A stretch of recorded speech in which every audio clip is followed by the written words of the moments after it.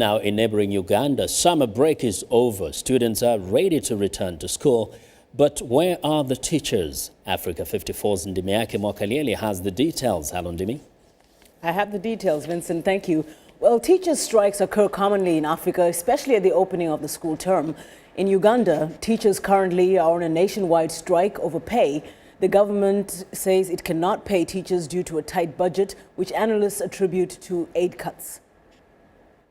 It's a school day, but these students at the Uganda Road Primary School in Kampala are playing outside while inside their fellow students catch a nap.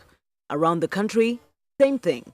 It will be this way until teachers end a nationwide strike that started Monday following the government's rejection of their demand for a 20% pay increase. The government has long promised to raise salaries for teachers, among the lowest paid state workers, but has struggled to meet spending commitments since international donors halted aid last year over corruption allegations. In July, it emerged that tens of thousands of public workers, including teachers and police officers, had not received any pay for months. The Uganda National Teachers Union has close to 160,000 members. We are not going to teach. We are not even going to go to schools. Now, government has reacted equally.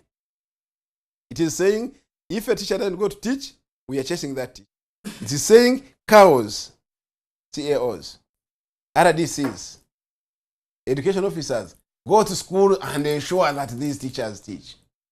We are saying to the parent, if you want to see the worst scenario, let these people come in to force the teachers. In fact, they are going to make the already bad situation worse. Secondary school teachers' monthly incomes average 450,000 shillings or $137, while for primary school teachers, it's 250,000 shillings or $97 a month. We shall not go back to school till the pledge that the government pledged of 20% fulfilled. In the past, the government has been accused of using its security personnel to intimidate striking teachers into returning to work, but the government denies the allegations. Government spokesperson Ofuondo Opondo says negotiations between the two are ongoing, but at the moment, the government is unable to meet their demands. We made a promise that we want every school-age child to be in the school. We have made that promise. The promise of government has been coming through, but coming through within the resource envelope. The government will not raid banks, will not raid private estates to raise money to pay public sector workers. Absolutely not. Analysts say it's not only the aid cuts that have hurt Uganda's spending plans. They point to embezzlement, the extravagance of government officials, and the rising cost of political patronage as contributors to the budgetary wars. Meanwhile, students who are eager to begin a new school year fear that the strike will push back the academic year. We came, there is nothing we did, and we can't do proper revision without the supervision of a teacher, and I feel we have not done anything. I feel very sad because we have just come to waste time here. They stop striking until we finish, then they plan with the government and they give them what they want. We can't be here like this.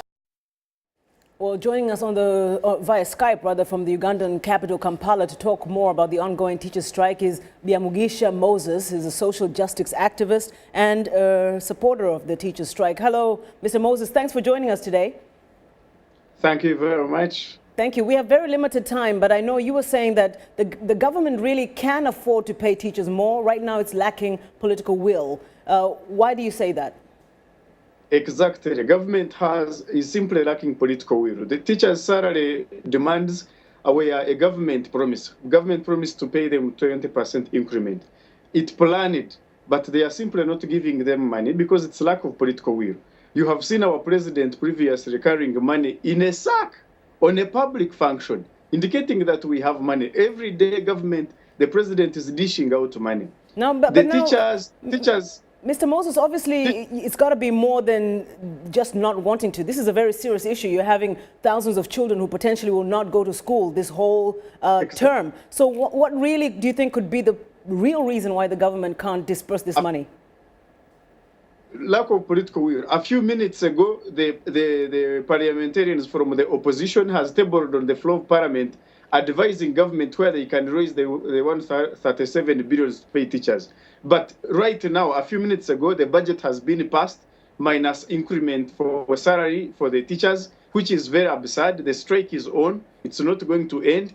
I think the teachers simply need to continue pushing on because this government is simply looking at survival politics. It is forgetting the teacher. And yet, teachers' salary increment is not for teachers, but for the children of those parents who are not privileged to take their children to private schools. Because these are mostly government schools.